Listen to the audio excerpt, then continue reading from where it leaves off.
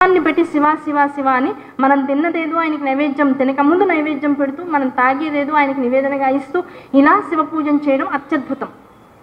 విశేషమైనటువంటి అంగన్యాస, కరన్యాస, మహన్యాసాలతో కూడుకున్నటువంటి రుద్రన్యాసం కూడా చెప్పారు, చాలా ఆనందకరంగా ఉంది. వీటన్నింటితో పాటుగా లింగస్వరూపుడుగా ఉన్నటువంటి శివుడిని మనం ఎలా భావించాలి, అసలు లింగస్వరూపుడుగా ఎందుకున్నాడు, దాంతోపాటు మూర్తి వైభవంగా కూడా ఎలా భాషిస్తున్నాడు, ఈ రెండు తత్వాల్లోనూ మనకు ఎందుకు శివుడు ఇలా దర్శనమిస్తున్నాడు, ఈ వెనకాల ఉన్నటువంటి సత్వాన్ని కూడా మాకు అనుగ్రహించండి అని అడిగారు. అప్పుడు వెంటనే సూతుల వారు చెప్పడం మొదలెట్టారు. లింగము అంటే అర్థం ఏమిటి, దాని యందు నిష్కళాతత్వం అనేటువంటిది ఉంటుంది అని చెప్పారు. ఆ నిష్కళాతత్వం అంటే ఏంటి, కళ అంటే మనకున్నటువంటి భాగము, మనకున్నటువంటి కాదు, జగత్తులో ఏ కళ అన్నా సరే, అంటే మనము ఈ చంద్ర కళలతో కూడుకున్నటువంటి షోడశి స్వరూపాన్ని మనం దర్శిస్తూ ఉంటాం. చంద్ర కళ అంటే అర్థం ఏమిటి, పాడ్యమి నుంచి మొదలెట్టి పౌర్ణమి దాకా కళ పెరుగుతూ ఉంటుంది, భాగము పెరుగుతూ ఉంటుంది. మళ్ళీ పౌర్ణమి నుంచి అంటే పూర్ణిమ నుంచి మొదలెట్టుకుని మళ్ళీ అమావాస్య దాకా ఆ భాగము తరుగుతూ ఉంటుంది. షోడశి కళాస్వరూపం అని చెప్తాం. ఆ కళ అంటే భాగము అని అర్థం. అదే నిష్కళ అన్నారు. నిష్కళ అంటే అర్థం ఏమిటి, భాగము లేనటువంటిది అంటే సంపూర్ణముగా ఉన్నటువంటిది. భాగము కాకుండా ఉన్నటువంటిది ఏమిటి, పూర్ణముగా ఉన్నటువంటిది. ఆ భాగము కానటువంటిది పూర్ణముగా భాషిస్తున్నటువంటిది ఏదైతే శివ అని చెప్పబడుతుందో, ఆ శివ అనేటువంటి ఆ రూప నామ తత్వ విభేదము నుంచే మొత్తం జగత్తులో ఉన్నటువంటి జీవులందరి యొక్క ఉత్పత్తి జరిగినది. అసలు జగత్తులో ఉండేటువంటి జీవులందరి ఉత్పత్తి కాదు, అసలు ఈ జగత్తులన్నీ కూడా ఎవరి నుంచి ఉద్భవించినాయి. ఈ మొత్తం ఊర్ధ్వలోకాలు అంటున్నాం 7 లోకాలు, అధోలోకాలు అంటున్నాం 7 లోకాలు. ఈ 7 లోకాలు ఏవైతే పైన 7 కింద 7 ఉన్నాయో, మొత్తం ఈ మధ్యలో ఉన్నటువంటి వాటితో కలుపు ఈ 14 లోకాలు ఏవైతే ఉన్నాయో ఇవన్నీ కూడా పరమేశ్వర కృప వలన పరమేశ్వరుని నుంచి జగత్తుగా ఉద్భవించినాయి. ఈ ఉద్భవించినటువంటి ఈ జగత్తులన్నింటిలోనూ ఎంతమంది అయితే ఉద్భవింపబడ్డారో, క్రిమికీటకాదుల దగ్గర బ్రహ్మము నుంచి పిపీలికము మొదలు అని చెప్తూ ఉంటారు. అక్కడ నుంచి ఉన్నటువంటి ప్రతి జీవి కూడా ఉద్భవించింది ఎందులో నుంచి అంటే ఆ శివతత్వంలో నుంచి. ఎన్ని ఇంద్రియాలైతే ఇన్ని జీవులకి ఇవ్వబడ్డాయో, అంటే తినాలి, జీవుడిగా పుట్టిన తర్వాత ఏం చేయాలి, దానికి ఒక రకమైనటువంటి శరీర అంగ సౌష్ఠవం ఉండాలి, లోపల మాంసం ఉండాలి, రక్తం ఉండాలి, ఎముకలు ఉండాలి, ఎగిరేవైతే రెక్కలు ఉండాలి, పాకేవైతే పాకడానికి కావాల్సిన విశేషతత్వం వాటిల్లో ఉండాలి, నీళ్ళల్లో ఉండే వాటికి ఒక రకమైనటువంటి కళ ఉండాలి, బయట ఉండే వాటికి ఒక రకమైన కళ ఉండాలి, నీళ్ళల్లో బయట ఉభయచరాలుగా ఉండేటువంటి వారికి ఒక రకమైనటువంటి విధానం ఉండాలి, జీవులుగా 2 చేతులతో 2 కాళ్లతో ఇంద్రియాలతో జ్ఞానేంద్రియాలతో కర్మేంద్రియాలతో సప్తధాతువులతో ఉన్నటువంటి జీవులందరికీ, మనుషులని పిలువబడేటువంటి వారందరికీ ఒక రకమైనటువంటి విధానం ఉండాలి. మనిషి ఉత్పత్తి చేసుకుని ప్రత్యుత్పత్తి కారకంగా ఉండగలిగేటువంటి జననేంద్రియాలు ఉండాలి. దాంతోపాటు మనుషులందరిలో, ప్రత్యేకంగా జీవులందరిలో ఎవరైతే శివుడు నుంచి ఉద్భవించారో వాళ్ళందరిలో ఉండవలసినటువంటి మరో ప్రత్యేకత మగ ఆడ అనేటువంటి 2 విశేషార్థాలు ఉండాలి. అలాంటి విశేష తత్వాలతో అలంకారము, ఆకారము, ఆహార్యము కూడా ఉండాలి. తత్వాలు కూడా అలాగే విభవించాలి, ప్రకాశించాలి. ఇంత విషయాలతో ఇవాళ మనం ఉన్నటువంటి ఈ జీవ ఉత్పత్తి జరిగింది అంటే వెనకాల ఎంత టెక్నాలజీ ఉంది, ఎంతమంది వెనకాల పనిచేస్తే ఇంత పరిశ్రమ వచ్చింది. ఈ పరిశ్రమలో ఉన్నటువంటి ప్రొడక్ట్స్ అన్ని కూడా ఎంత క్వాలిటీగా ఉన్నాయి. ఎక్కడ ఎవరు కూడా ఒకళ్ళని పోలిన వాళ్ళు ఇంకొకళ్ళు లేకుండా ఉన్నారు.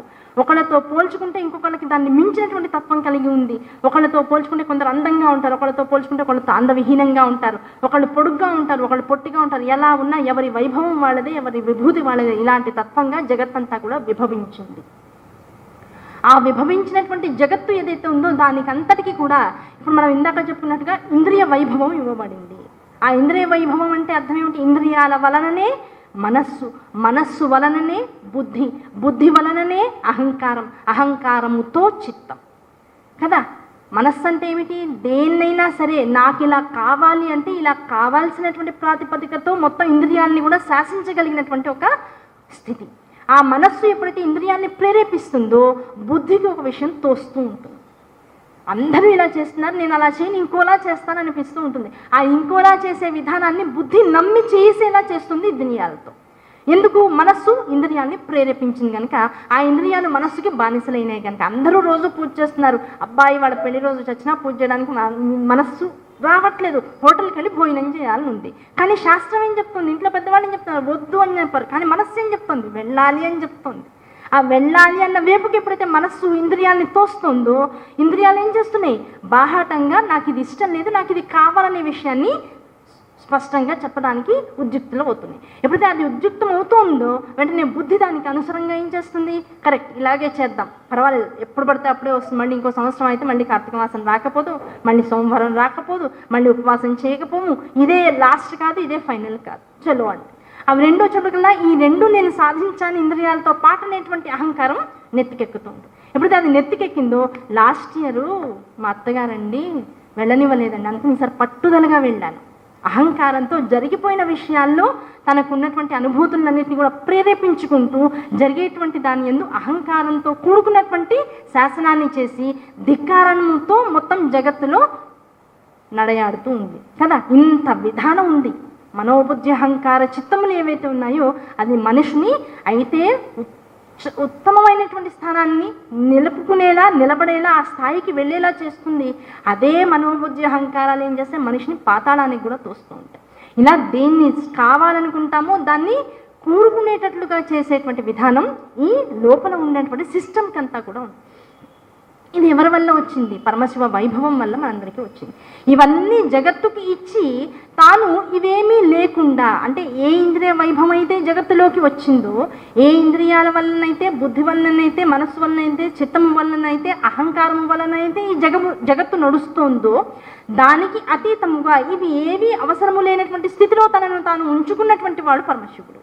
అదే లింగస్వరూపము అని చెప్తుంది శాస్త్రం.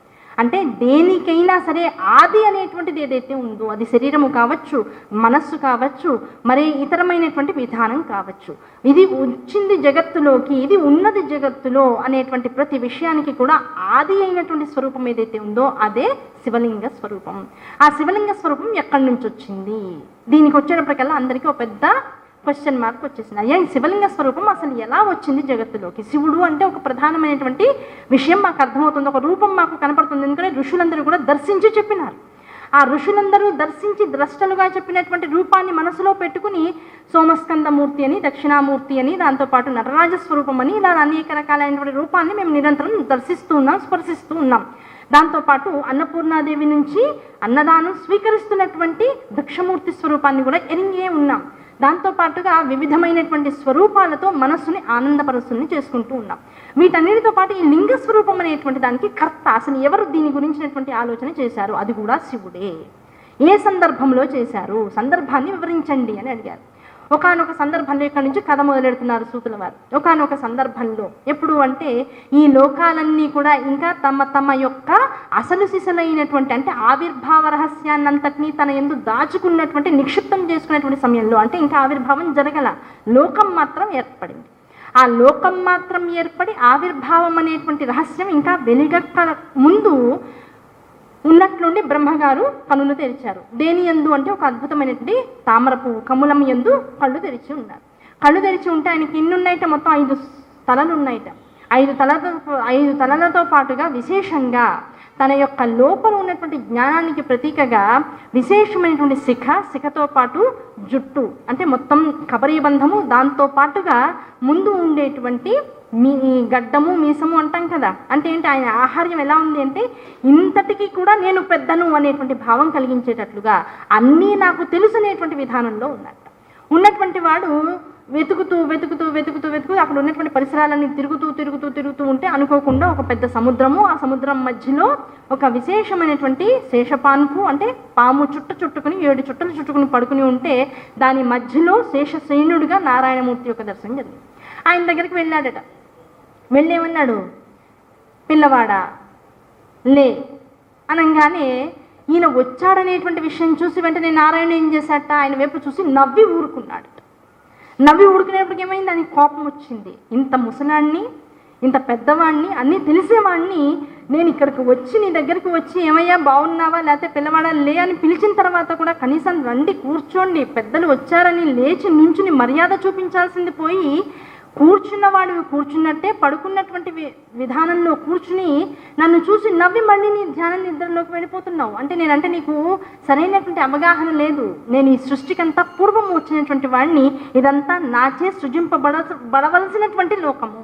ఈ లోకంలో అందరికన్నా కూడా ఆద్యుడను నేను, అందరిచే పూజింపబడవలసినటువంటి వాడను నేనే. నన్ను నువ్వు వదిలేస్తున్నావు, నన్ను నువ్వు ఏమాత్రం లెక్క చేయట్లేదు అనేటువంటి భావంతో మాట్లాడేటప్పటికి అప్పుడు విష్ణుమూర్తి వెంటనే అన్నారు, అయ్యా నువ్వు కళ్ళు తెరిచిన తర్వాత ఇదే మొదలు అనుకున్నావు, కానీ నువ్వు కళ్ళు తెరవడానికన్నా పూర్వమే నేను ఇక్కడ ఉన్నాను కనుక నువ్వెవరివి, నా ఉన్నటువంటి ఉదర భాగంలోంచి మొలిచినటువంటి తామర స్థూడులోంచి పుట్టినటువంటి వాడవు నువ్వు, అంటే నువ్వు నాకు పిల్లవాడి లాంటివి, నా కొడుకు లాంటి వాడివి, నేను నీకు తండ్రి లాంటి వాడిని, నువ్వే నన్ను గౌరవించాలి అన్నాడు.